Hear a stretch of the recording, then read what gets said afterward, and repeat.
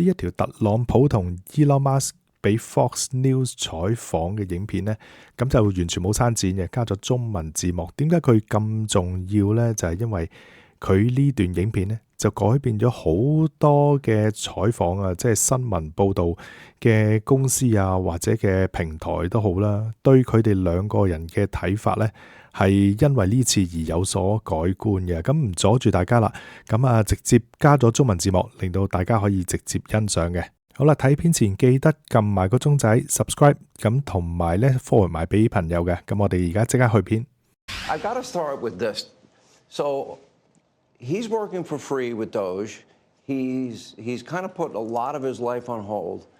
And you sued Twitter a number of years ago. You just made him pay you $10 million? That's right. That's right. That's right. That's well, right.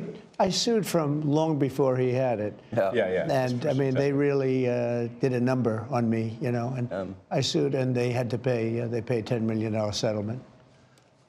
You're okay with that?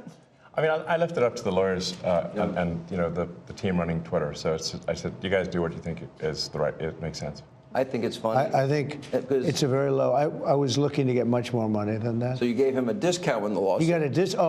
He got a big discount. I don't think he even knows about it. He's become one of your, if you read and believe the media, he's become one of your best friends. He's working for free for you. Well, I love the president. I just want to be clear about that. You don't care about that? I know. I love the president. You love the president. I think President Trump is a good man, and he's, you know. It's nice the way he said that, you know? There's something nice about it. It really is. It is. You know, because, I mean, the president's been so unfairly attacked in the media. It's really outrageous. And I've at this point spent a lot of time with the president, and not once have I seen him do something that was mean or cruel or wrong. Not once. You know, I've known him for 30 years. Yeah. And I've never seen anybody take as much as he's taken. Yeah. And we've discussed this, and I'm like, how do you deal with it? Did I have a choice? Well, you would say that to me. I'm like, what am I going to do? Worry about it? And, you know, and then culminating in 2 assassination attempts, which resulted in your endorsement. Well, I was going to do it anyway, but that was it. Precipitating event. Yeah. That speeded it up a little bit. Yeah. The day of the assassination. I didn't know that. Yeah. It sped it up, but I was going to do it anyway. Mr. President, with your indulgence, I'm convinced that people only know a little bit about Elon. I don't think they know everything about Elon, because as I studied and prepared for this interview, I learned a lot about you that I didn't know. I think people will think about Tesla. Democrats are demonizing you and trying to make the country hate you. I just want people to understand you a little bit better, and the person that you've gotten to know and have now put a lot of trust in. Sure. And, you know, just let's go over a little bit of your bio, starting with PayPal and how you became involved in Tesla and SpaceX and Neuralink and all these. Take a while. I mean, you know, I think the way to think of me is like I'm a technologist, and I try to make technologies that improve the world and make life better. Your shirt. Yeah, and that's why I like my T-shirt says tech support, because I'm here to provide the president with technology support. And now that may seem like, well, is that a silly thing? But actually, it's a very important thing, because the president will make these executive orders, which are very sensible and good for the country, but then they don't get implemented. You know, so. If you take, for example, all the funding for the migrant hotels, the president issued an executive order where, hey, we need to stop taking taxpayer money and paying for luxury hotels for illegal immigrants, which makes no sense. Like, so obviously, people do not want their tax dollars going to fund high-end hotels for illegals, and yet they were still doing that, even as late as last week. And so, you know, we went in there and we're like, this is in violation of the presidential executive order. It needs to stop. So what we're doing here is one of the biggest functions of the Doge team is just making sure that the presidential executive orders are actually carried out. And this is, I just want to point out, this is a very important thing, because the president is the elected representative of the people. So he's representing the will of the people. And if the bureaucracy is fighting the will of the people, and preventing the president from implementing what the people want, then what we live in is a bureaucracy and not a democracy. You're both aware, you have to be keenly aware, that the media and the punditry class, not that, I think you've proven they have no power anymore because they threw everything they had at you and they didn't win. And that was, the New York Times, Washington Post, 3 networks, every late night comedy show, 2 cable channels. They just threw everything, lawfare, weaponization. Sure. And now I see they want you two to start, they want a divorce. They want you two to start hating each other. And they try, President Elon Musk, for example. You do know that they're doing that to you. Oh, I see it all the time. They tried it, then they stopped. That wasn't. They have many different things of hatred. Actually, Elon called me. He said, they're trying to drive us apart. I said, absolutely. They said, we have breaking news. Donald Trump has ceded control of the presidency to Elon Musk. President Musk will be attending a cabinet meeting tonight at 8 o'clock. And I say, It's just so obvious. They're so bad at it. I used to think they were good at it. They're actually bad at it, because if they were good at it, I'd never be president. Because I think nobody in history has ever gotten more bad publicity than me. I could do the greatest things. I get 98% bad publicity. I could do, outside of you and a few of your very good friends, it's like the craziest thing. But you know what I have learned, Elon? The people are smart. They get it.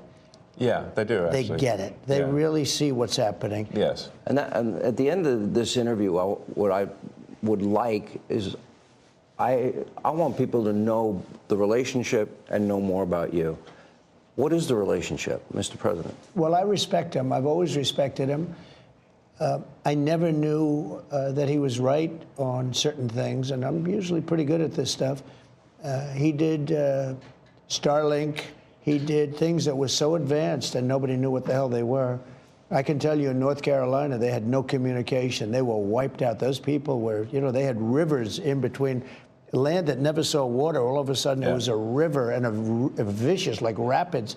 People were dying all over. They had no communication. They said, Elon Musk? They didn't really know I knew him. I said, yeah. He said, could you get Starlink? It's like the first time I ever heard of it. I said, what's Starlink? A communication system. That's unbelievable. I have it. Yeah. And he said, I called him and I said, listen, they really need it. And he got like thousands of units of this communication, and it saved a lot of lives. He got it immediately, and you can't get it. I mean, you have to wait a long time to get it. But he got it to him immediately, and I said, that's pretty amazing, and I didn't even know he had it. We watched the rocket ships, and we watched Tesla. I think, something that had an effect on me was when I saw the rocket ship come back and get grabbed, like you grab a beautiful little baby. You grab your baby. It just hug the rocket. I've never seen everything needs a hug, including rockets. And he said, you can't really have a rocket program if you're going to dump $1 billion into the ocean every time you fly. You have to save it. Right. And he saved it. First time that I've ever seen that done. Now, nobody else can do it. If you look at the U.S., Russia, or China, they can't do it. And they won't be able to do it for a long time. He has the technology. So you learn. I wanted somebody really smart to work with me in terms of the country, a very important aspect. Because, he doesn't talk about it. He's actually a very good businessman. And when he talks about the executive orders, and this is probably true for all presidents, you write an executive order and you think it's done. You send it out. It doesn't get done. It doesn't get implemented. They don't implement it. Maybe they're from the last administration, and they are in some cases. You try and get them out as fast as you can. But as soon as he said that, I said, that's interesting. You write a beautiful executive, and you sign it, and you assume it's going to be done, but it's not. What he does is he takes it, and with his 100 geniuses, he's got some very brilliant young people working for him that dress much worse than him, actually. Yeah, they dress in just T-shirts. You wouldn't know they have 180 IQ. Wait a minute. So he's your tech support. No, he is. I actually but he's much more support. than that. I actually am tech support, though. But he gets it done. He's a leader. Yeah. He really is. He gets it done. You get a lot of tech people, and you have people that are good with tech, but he gets it done. I said in real estate, you had guys that would draw beautiful renderings of a building, and they'd draw the rendering. It would be great. And you say, great, when are you starting?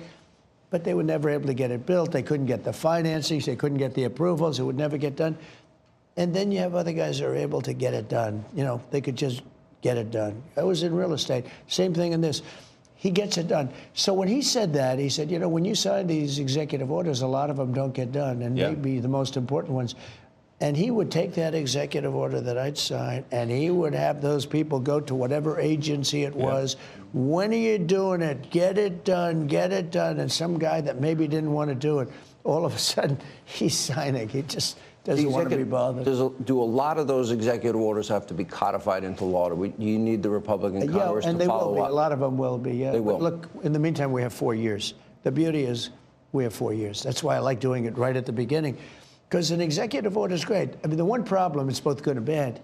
Because when they did all these executive orders, I've canceled most of them. They were terrible. I mean, we're going to go radical left communist. Okay, it was crazy. Their executive orders were so bad. If they ever got them codified, you'd never be able to break them. So the damage that Biden has done to this country, and it's not even Biden, it's the people that circled him in the Oval Office, okay? But the damage they did to this country, in terms of, let's say, open borders, you know, there's so many things, but open borders where millions of people poured into our country, and hundreds of thousands of those people are criminals. They're murderers, they're drug dealers, they're gang members, they're people from prisons from all over the world. And we have a great guy, Tom Homan, and he is doing so incredibly. You saw the numbers, they're down like 96%. 95%. He is a phenomenal guy. And Kristi Noem is doing an unbelievable job. And he wanted her. He said, she's so tough. And I said, I don't think of her as that way. You know, she's very nice. He said, no, she's so tough. And she is. I see with the horses, she's riding the horse. Let's go. She's great. But the team we have is really unbelievable. But those executive orders, I sign them, and now they get passed on to him and his group and other people, and they're all getting done. We're getting them done. Let me go back a little bit to your background, because it's beyond impressive. You were the chief engineer, for example. You were an early believer in Tesla. You became the CEO, and then the chief engineer, which was phenomenal. SpaceX, same thing, which is unbelievable. I mean, you were the first company, private company, to send astronauts successfully into space. First private company to send astronauts into orbit. Yeah. That's pretty deep. He's going to go into orbit soon. Okay. Yeah. No, he's going to go to Mars. He's Starlink. At some point. Huh? Yeah. Is in over. I mean, they always ask me, like, do you want to die on Mars? And I say, well, yes, but not on impact. Starlink is in 100 countries. This is going to be hard. I feel like I'm interviewing two brothers here. You go ahead. Star Shield, which could be used for national defense. Yeah, it is already being used for national defense. Then you have what is it called? Optimus, a part of Tesla. The robot, yeah. A robotic arm. Then you have an AI arm. And then you have something that really fascinated me, and it's called Neuralink. Yes. You might help the blind to see, yes, and people with spinal cord injuries, that they can recover, where in the past, how close is that becoming a success? Neuralink, we've implanted Neuralink in 3 patients so far who are quadriplegics, and it allows them to directly control their phone and computer just using their mind, just by thinking. It's like, so we call this product telepathy. So you control your computer and phone just by thinking, and it's possible to actually control the computer and phone faster than someone who has working hands. Then the next step would be to add a second Neuralink implant past the point where the neurons are damaged, so that somebody can walk again, and so they can have full body functionality restored. And you like Bobby, right? I like Bobby, actually. Yeah, I think I supported Bobby Kennedy. I think he's unfairly maligned as someone who is anti-science, but I think he isn't. He just wants to question the science, which is the essence of the science. The scientific method fundamentally is about always questioning the science. Well, they didn't tell us the truth about COVID. Correct. That's for sure. Yes. And we learned a lot with the Twitter files. And that just then raises a question. You're the richest man in the world. You may not like that part. Yeah. You're pretty competitive. It's neither here nor there. I've known you a long time. But that's why. But he's on your team. Well, that's true. He can't top that. He's good. You know, I wanted to find somebody smarter than him. I searched all over. I just couldn't do it. Yeah. I couldn't. You really tried hard. I couldn't find anyone smarter, right? So we had it for the country. But this is the thing. We settled on this. Well, guy. thanks for having me. So I'm just trying to be useful. But this is the interesting. This is where we are as a society, and I hate to do this to you, but I'm going to do it anyway. you're doing all of these things. Your Doge, nobody at Doge gets paid a penny, correct? Well, actually, some people are federal employees. Some are, they do- okay. Yeah, They're helping. But it's fair to say that the software engineers at Doge could be earning millions of dollars a year, and instead of earning a small fraction of that as federal employees. Okay, so just And they're very committed people. so Yes. you're committed to helping the blind see, people with spinal cord injuries recover. Yes. You're committed to getting to Mars. You're committed to rescue. You're going to help rescue next month 2 astronauts that I think were abandoned. They dispute that in an interview. When are you At getting the them? president's request, or instruction, we are accelerating the return of the astronauts, which was postponed kind of to a ridiculous degree. They got left in space. They've been there. They were supposed to be there 8 days. They're there almost 300. Biden. They were Yeah. Yes, they were left up there for political reasons, which is not good. Okay, it's not good. Now, if I had the weight of the pressure of doing that successfully on my shoulders, I think I'd be, But when we spoke before we did this interview, you are very confident. You think this will be a successful mission. Well, we don't want to be complacent, but we have brought astronauts back from the space station many times before, and always with success. So, as long as we're not complacent, When are you going to launch? I think it's about 4 weeks to bring them back. About 4 weeks. Yeah. And And You we're have being the go-ahead. extremely cautious. Yeah. You now have the go-ahead. Yes. Well, thanks to you. They didn't have the go-ahead with Biden. What's that? He was going to leave him in space. I think he was going to leave him in space. Well, it's like He when we considered were it growing like- up, lost in space. Yeah, he didn't want the publicity. Can you believe it? Unbelievable. And so Yeah. I want to echo something that the president said and then ask an overarching question. So people get hit with Hurricane Helene. They have no communication with the outside world. You come to the rescue. You donated that, I Yes, believe? yes. Okay. You donated to the people He saved a lot of lives And- in North Carolina. He saved a lot of lives. and California after the wildfires? California, but I mean in North Carolina where they were really in trouble, they had no communication. People were Nothing. dying. They were dying of starvation. He saved a lot of lives in North Carolina. Okay, now you're going to rescue astronauts. And now, and again, you do all of this. I would think liberals would love the fact that you have the biggest electric vehicle company in the world. Yeah. I mean, I used to be adored by the left. Yeah, not anymore. Less so these days. He killed that, huh? I mean, less. I really did it. Well, I mean, this whole sort of like, they call it like Trump derangement syndrome, and I didn't, you don't realize how real this is until like you can't reason with people. So like I was at a friend's birthday party in LA, just a birthday dinner, and it was like a nice, quiet dinner, and everyone was behaving normally, and I happened to mention, this is before the election, like a month or two before, I happened to mention the president's name. And it was like they got shot with a dart in the jugular that contained like methamphetamine and rabies. Okay, and they're like, "Wow!" And I'm like, "What is wrong, guys? Like, you can't have like a normal conversation." Yeah. And it's like they become completely irrational. He has no idea. But if you're friends with him, Yeah. you pay a price. It's like I walk in a restaurant in New York and it's like half the room it's daggers and they want to. No, the eye daggers level is insane. Yeah. I mean, there was like I had like some invitation because I got invited to like basically a big sort of dam event like that was, but it received the invitation like the beginning of last year, and I still attended even after I'd endorsed President Trump, and I didn't realize how profoundly that would affect how I was received. I mean, I walk into the room and I'm getting just the dirty looks from everyone. Like, if looks could kill, I would have been dead several times over. But that was not before Trump. BC, ashes on the floor. Before Trump, that never happened, right? No. 如果你第一次睇我頻道嘅話，我係肥力士 Sir， 前中港數碼企業嘅 CEO 超過20年嘅啦，協助超過20間500強嘅企業同埋國際知名品牌咧提供數碼方案嘅項目咧，亦都喺紐約成功奪取數碼金獎嘅，亦都係前大學講師，專科商業、理財、數位運算，由2017年起咧喺中環積極推廣關於量化自動交易策略機械人嘅。嗱，網上 Masterclass 咧，我專注實戰加理論，將學術同埋社會結合嘅。我嘅頻道會講一啲書本學唔到嘅資訊。請俾個 like 同埋訂閱頻道。亦可以成為 Patreon 嘅會員，支持頻道嘅發展。